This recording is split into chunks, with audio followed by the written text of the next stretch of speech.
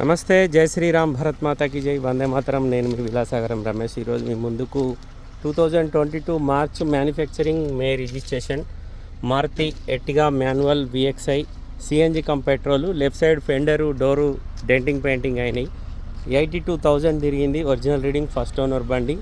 ఇందులో LPG కానీ CNG కానీ ఏం లేదు, ప్యూర్ పెట్రోల్ బండి మన దగ్గరికి అమ్మకానికి వచ్చింది. 4 power windows, power steering, normal AC.